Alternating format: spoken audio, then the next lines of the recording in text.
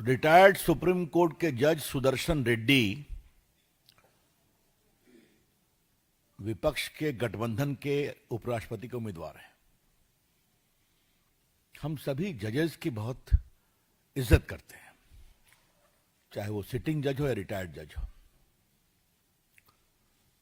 लेकिन जब कोई जज चुनावी अखाड़े में आता है और कुछ बड़ी बड़ी बातें करते हैं तो सवाल तो उठेंगे। अब देखिए, उनका आज का स्टेटमेंट है, एक अखबार में छपा है, vote for me to save soul of the nation, opposition VP pick. और देश के कॉन्शियंस को बचाने के लिए बहुत बड़ी बड़ी बातें की गई है।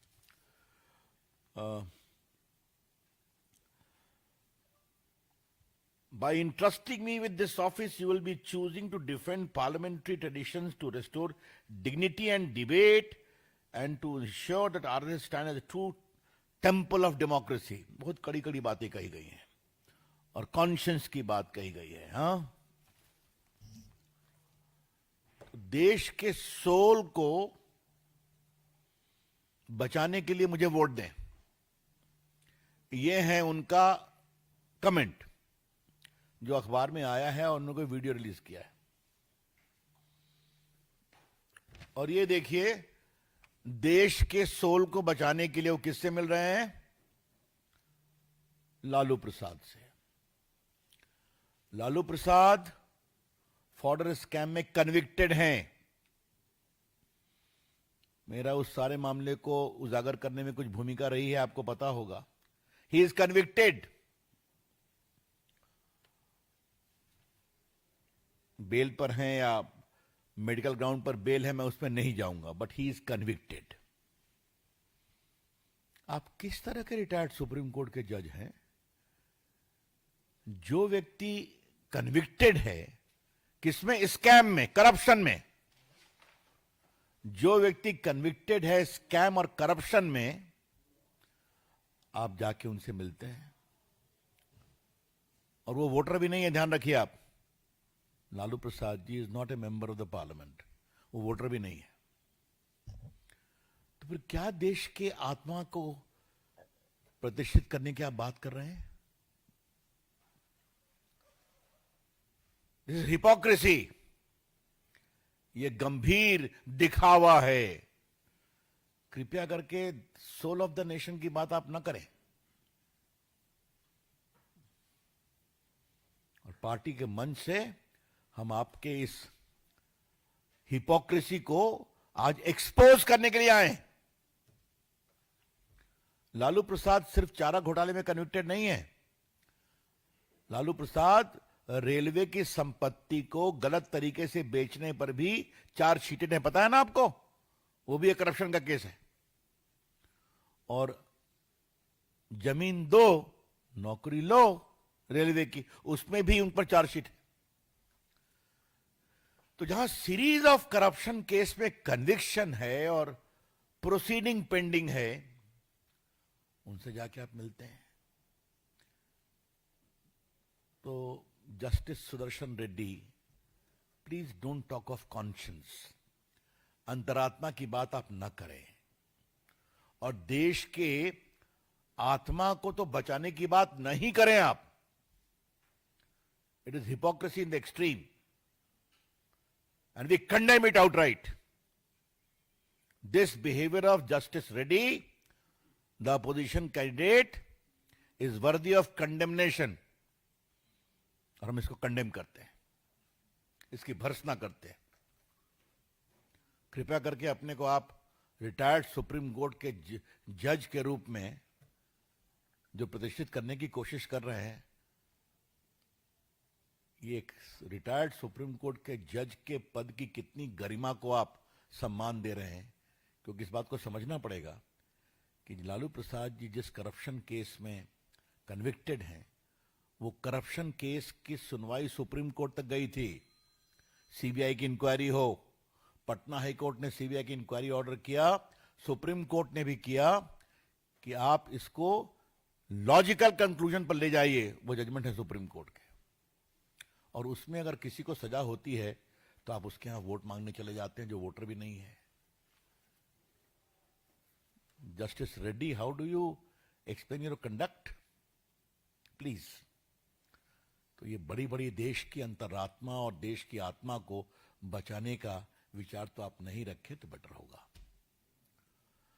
इसी संबंध में दूसरी बात मुझे कहनी है, मैं फिर रिपीट करूंगा, हम सुप्रीम कोर्ट के जजेस, सिटिंग और रिटायर्ड सबकी सम्मान करते हैं, हाई कोर्ट के जज का सम्मान करते हैं.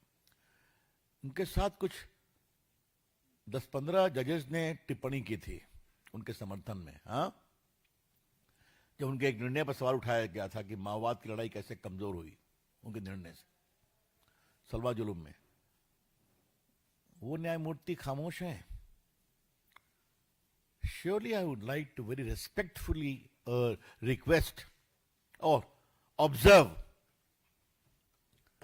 where are the retired judges who publicly stood with him when some decision of his was sought to be criticized? What they have to say on this clear, below dignity of norms of propriety that he displayed. जिस तरह से उन्होंने राजनीति की शुचिता पर एक बड़े सवाल खड़ा किए, इसके बारे में उन रिटायर्ड माननीय न्यायमूर्तियों की क्या टिप्पणी है, ने कसकर उनका समर्थन किया था. मैं फिर रिपीट करना चाहता हूं, मेरी पार्टी और मैं व्यक्तिगत रूप से सभी न्यायमूर्तियों का सम्मान करते हैं, चाहे वो वर्किंग है, अवकाश प्राप्त है. इस देश के लोकतंत्र को बढ़ाने में जुडिशरी की बड़ी भूमिका रही है. But some questions will be raised when you come in the election for public office. इस संदर्भ में मैंने एक बात कही थी. तो दूसरी बात यह है जो बहुत पीड़ादायक है. कांग्रेस पार्टी के सम्मानीय अध्यक्ष खड़गे साहब, एक गरीब किसान 4 एकड़ या 4 बीघा वाला अपनी मटर की खेती बाढ़ और बरसात में बर्बाद हो गई, उसकी पीड़ा बताने गया था. तो कहे यहां क्यों आए हो, तुम्हारा दिखावा क्या करते हो, तुम्हारा 4 बीघा है, 4 एकड़, मेरा 40 एकड़ बर्बाद हो गया. तो पहली बात हमें मालूम हुई कि सम्मानीय कांग्रेस के राष्ट्रीय अध्यक्ष 40 एकड़ जमीन रखते हैं कलबुर्गी में, ये देश को मालूम हुआ. लेकिन ये कौन सा अहंकार है? खड़गे साहब, वो आपके पास अपनी पीड़ा बताने गया था क्योंकि आपकी सरकार है कर्नाटका में. Karnataka is being ruled by A Congress government. आप कांग्रेस के राष्ट्रीय अध्यक्ष हैं, तो किसान वहां जाएगा तो दिखावा करेगा, पब्लिसिटी करेगा. तो कृपया करके इस तरह की झूठी बातें क्यों कहते हैं आप? हम किसानों के साथ स्टैंड करेंगे और किसानों के हित में राहुल गांधी जो हैं वो, मैं तो अपने संजय जी से कहूंगा कि राहुल गांधी के सारे स्टेटमेंट को रिलीज कर दिया जाए. किसानों के बारे में कितनी बड़ी बड़ी बात और खोखली बात कहते हैं वो. खटाखट आजकल कहां है वो? उनका लोकेशन मालूम है तुमको? है? चलो. अच्छा होता राहुल गांधी कर्नाटका जाते, अच्छा होता राहुल गांधी पंजाब जाते. वहां डूबे हुए हैं किसान, परेशानी में है. अब राहुल गांधी जहां है, उनकी छुट्टी उनको मुबारक. मैं क्या बोलूं उसको? जब कोई कैजुअल पॉलिटिशियन होता है, ये तो होना ही था. हाँ, अब बहुत काम कर लिया, let me have a break. Mr. Rahul Gandhi, let me gently remind you, in public life there is no break. If you are a leader, you have to be available for the people's cause.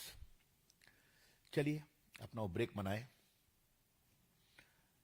लेकिन ये खटाखट politics सिर्फ कर्नाटका में ही नहीं है. जहां किसान रो रहा है कि मेरी फसल नष्ट हो गई, इसके लिए क्या करना है, राज्य सरकार कहती है हमारी किसानों की पार्टी है, किसानों की सरकार है.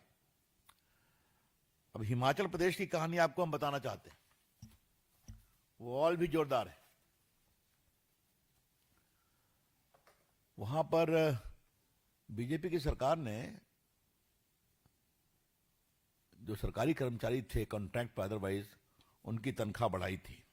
ये देखिए 13/9/2022 का नोटिफिकेशन है, हम लेकर के आए 13/9/2022। अब क्या हो रहा है कि कांग्रेस की जो वर्तमान सरकार है उसने एक आदेश निकाला है जिसके अंतर्गत उसको विड्रॉ कर लिया गया है। ये देखिए आपके सामने,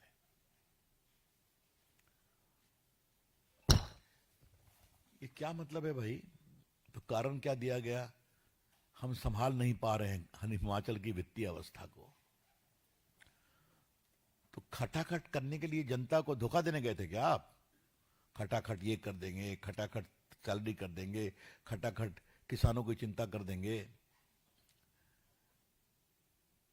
क्या कर्नाटका और क्या हिमाचल और क्या तेलंगाना? इसका कारण क्या है?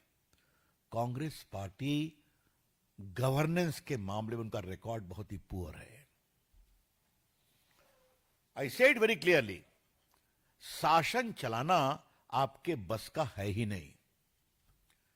जनता को धोखा दे दो, बड़े बड़े दावे कर दो, और फिर जब नहीं संभले तो अब रो रहे हैं। मैंने ये भी खबर सुनी है कि बहुत सारी सरकारी गाड़ियों को भी डिस्पोज ऑफ किया जा रहा है क्योंकि उनको मैनेज नहीं कर पाते। हिमाचल की अर्थव्यवस्था आपके सामने है। देखो मित्रों, आज हम नरेंद्र मोदी सरकार की तुलना, गवर्नेंस की तुलना कांग्रेस पार्टी से करना चाहते हैं। अगर मोदी जी को लगा कि जीएसटी को कम करना है तो कम करके दिखा दिया। और अभी मैं यहां आ रहा था तो मेरे सिक्योरिटी ने बताया कि एक गाड़ी ने अपने कीमत को 1,55,000 कम कर दिया है।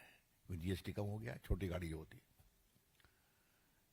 मतलब सुबह उठने से लेकर के रात तक आपको जितनी चीजों की आवश्यकता है सब पर जीएसटी कम हो गई। आप ब्रश करते हैं, मंजन करते हैं, आप दवा खाते हैं, आप चाय पीते हैं, आप बिस्कुट खाते हैं, आप भोजन करते हैं, किसान को फर्टिलाइजर चाहिए, जो कुछ भी चाहिए लग्जरी आइटम पर बढ़ गया। ये होता है गवर्नेंस। और फिर भी गवर्नेंस कैसा कि 7% प्लस ग्रोथ रेट इस तनाव भरे चुनौती भरे विश्व में भी। और वहां देखिए रो रहे हैं, किसान को कहते हैं पब्लिसिटी मत करो, वहां कहते हैं पैसा नहीं देने का तो तनख्वाह कम कर दो। बीजेपी हिमाचल, तेलंगाना और कर्नाटका के उनके बैड गवर्नेंस को देश के सामने बता रही है। This is the true picture of Congress party. अब मैं संजय बाबू को कहूंगा अपनी टीम से आपको दिखाएंगे, मेरी कंस्टिट्यूंसी में लगा हुआ है पोस्टर, राहुल गांधी 28 लाख रुपया हर साल देंगे लोगों को। तो मैं भी थोड़ा अवाक रह गया। हमारे कंस्टिट्यूंसी के लोगों ने फोन किया, कहा सच में? कहा सच में। तो जहां सरकार आ गई वहां तनख्वाह घटा रहे हैं क्योंकि आपसे संभलता नहीं है, और वहां दावा कर रहे हैं 28 लाख। क्या है कांग्रेस पार्टी? कितना लोगों को धोखा देकर मूर्ख बना के वोट लेगी? तो फिर कहूंगा नॉन सीरियस पॉलिटिशियन रहेंगे तो ये तो होना ही था। आप वो दिखा दीजिएगा, वो पोस्ट है पटना का। हाँ शाबाश, थैंक यू। ये देखिए 28 लाख रुपया, राहुल गांधी की तस्वीर। हमारे क्षेत्र में भी बहुत कुछ होगा पटना साहिब में, 2-3 महीना आपको हम बहुत समाचार देते रहेंगे, लेकिन ये आप देख लीजिए 28 लाख रुपया। पहले मुझे लगा 2,80,000 है, फिर मैंने काउंट किया, इकाई, दहाई, सैकड़ा, हजार, 10,000, लाख, 10 लाख। ये देखिए, और क्या है? घर घर अधिकार। और नीचे क्या लिखा? बस राहुल गांधी की मुस्कुराती हुई फोटो। तेजस्वी भी नहीं है। मतलब क्या मतलब है कृपा करके mister Rahul Gandhi? Are you making a fool of people of my state? इसको हम बिहार में बहुत बड़ा इशू बनाएंगे। ये धोखे, ये फरेब की जो राजनीति कांग्रेस पार्टी करती है, जनता इसके अब कभी भी दबाव और प्रभाव में नहीं आएगी। ये आपसे हम कहना चाहते हैं। तो मित्रों, जज साहब की बात हो गई, उपराष्ट्रपति के सम्मानीय उम्मीदवार की, हिमाचल की बात हो गई, कर्नाटका की बात हो गई और बिहार की बात हो गई। और सबों के सार में यही है, कृपया करके धोखा, फरेब, वोट बैंक पॉलिटिक्स का करके आप जनता को बरगलाते हैं तो जनता उसका जवाब देती है और फिर देगी। धन्यवाद from my side. Vikas Chandra. Sir, मेरा सवाल है कि आपने क्या कहा कि धोखा और फरेब, आपने पटना साहिब का एग्जाम्पल दिया, लेकिन राहुल गांधी और कांग्रेस पार्टी लगातार आप लोगों पर धोखा दे रही है, जनता से फरेब करने का आरोप मढ़ते रहे। ये कौन सी नई बात है? वो तो उनका पॉलिटिकल डीएनए है। क्या क्या कहा गया था हमारे प्रधानमंत्री को, क्या क्या कहा गया था अटल बिहारी वाजपेयी को, क्या क्या कहा गया था लाल कृष्ण आडवाणी को। तो ये तो शुरू से ही बात की जाती है और हम बढ़ते जा रहे हैं और बढ़ते रहेंगे। एक बार सदन में राहुल गांधी जी का भाषण हुआ था, आपने देखा होगा। आरएसएस पर बहुत कस के बोले थे, तो पार्टी की ओर से मुझे ही अपनी बात कहनी थी। मैं कहा, राहुल गांधी जी, आपको आज मैं एक बात बताना चाहता हूं। आरएसएस की आप जो पिटाई कर रहे हैं, नई बात नहीं है, ये आपके परनाना से शुरू हुई थी।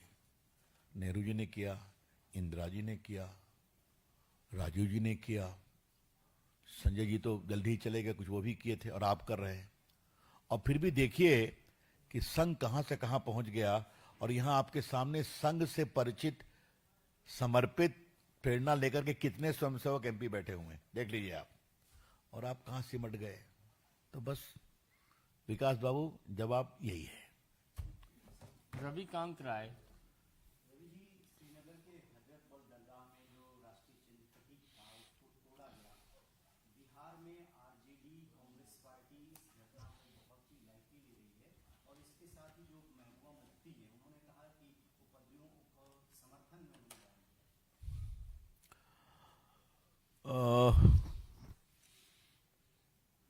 क्या कहूं, वोट के लिए अब अशोक चिन्ह जो भारत के राजकीय चिन्ह है, उसका भी सम्मान नहीं है। कहां गिरेंगे आप, कितना गिरेंगे आप वोट के लिए? जो हमला हुआ उसकी हम बहुत ही भर्त्सना करते हैं, और कश्मीर की जनता उसका समर्थन नहीं करती, लेकिन अब तेजस्वी बाबू कर रहे हैं, तो ये भी बिहार में इशू बनेगा। देखिए, सोचने की बात है। हम कैसे काम करते हैं कि आप जान लीजिए, छठ दिवाली पर 12,739 ट्रेन चल रही है। 12,739। पिछले साल थी 7,500। तो हम ये काम करते हैं, बिहारी को चिंता करते हैं, और बाकी तो आप हाल देख ही रहे हैं।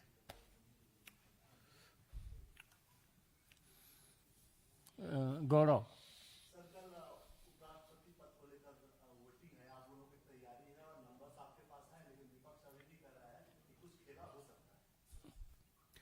भाई, दिन में सपने देखने वाले पर हम क्या कह सकते हैं?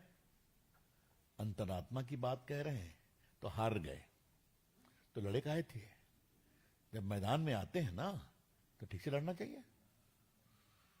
निर्णायक प्रामाणिक विजय होगी, ये मैं आपसे कहना चाहता हूं। हम लोग सब तैयार हैं। शैलेंद्र, दूरदर्शन।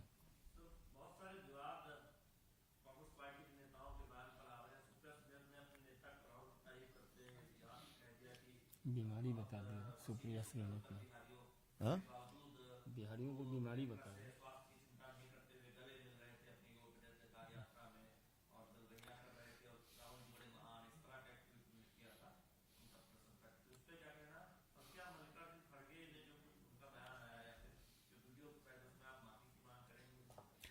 बिल्कुल, माफी कभी कहेंगे क्या? हम मांग करेंगे, इतनी अपेक्षा मत करिए। वो भी राष्ट्रीय अध्यक्ष है ना, तो कुछ तो राहुल गांधी सीख गए हैं ना, अहंकार, एरोगेंस। अब जहां तक शिनेत जी का सवाल है, हमारे प्रवक्ता उसका उत्तर देंगे, हमारे यहाँ काफी प्रवक्ता लोग हैं, उसका विस्तार से उत्तर देंगे। राहुल गांधी कितने सीरियस और नॉन सीरियस हैं वो देश भी जानता है, बिहार की जनता भी जानती है। सर, मांड्या, कर्नाटक के मांड्या में भी गणेश विसर्जन के टाइम प्रोटेस्ट हुआ था। हिंदू मुस्लिम कम्युनल क्लैश भी चल रहा है। होम मिनिस्टर की तरफ से कर्नाटक के कहा गया कि सारे अक्यूज को अरेस्ट कर लिया गया है, पर अभी भी मांग है कि और बेटर इन्वेस्टिगेशन हो। मेरा पहला सवाल ये है, आपको मालूम है कि कब विसर्जन होता है गणपति का? तो हमें तैयारी क्यों नहीं की थी? वाई? सेंसिटिव इलाकों को छोड़ क्यों देते हैं? ये कहीं ना कहीं वोट बैंक पॉलिटिक्स से जुड़ा हुआ है। मैं आपसे इतना ही कहना चाहूंगा, जब आप वोट बैंक से प्रभावित होकर अपराधी तत्वों के खिलाफ कार्रवाई नहीं करते हैं, यूपी में क्यों नहीं होता, मध्य प्रदेश में क्यों नहीं होता, और अगर होता है तो 1 घंटे में शांत कैसे हो जाता है? ये बड़े सवाल है। Neeraj Pandey, last question.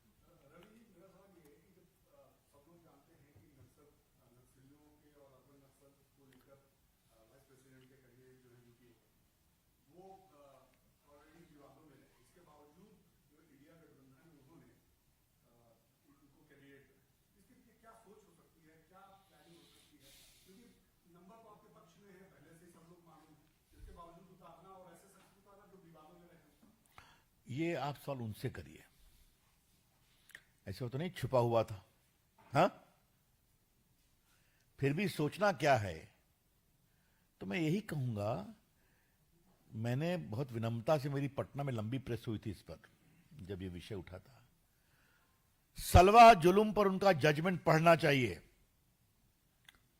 वो एक जुडिशियल ऑर्डर कम है, एक प्रो लेफ्टिस्ट भाषण अधिक है, और ये मैं कानून के छात्र के रूप में बोल रहा हूं। न्यू लिबरलिज्म, क्या क्या वामपंथी चिंतकों को अधिक कोट करना। तो आदिवासी लोग थे ना सालवा जुलूम में, बड़ी संख्या में आए थे, उसको उन्होंने कॉश कर दिया, और वो भी किसके कहने पर? एक ऐसी एक्टिविस्ट जिनका लेफ्टिस्ट लीनिंग वेल नोन था। मैं उस इलाके में बहुत घुमा हुआ हूं, तो अब ये उनसे पूछिए कहां से आए हैं, कल अच्छा जवाब मिल जाएगा। चलिए, बहुत बहुत धन्यवाद। धन्यवाद। सारे विषय तो आ गए। सारे